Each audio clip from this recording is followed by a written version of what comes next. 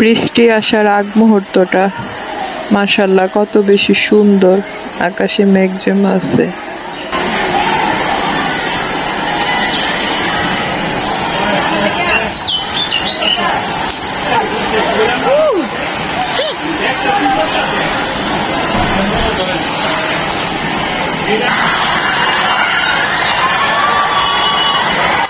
ছুটির ঘন্টা বাজতেই ছাত্রীদের কত উল্লাস। আমরা যখন স্কুলে পড়তাম তখন আমরা এরকম ছুটির ঘন্টা বাজলে উল্লাসে মেতে উঠতাম।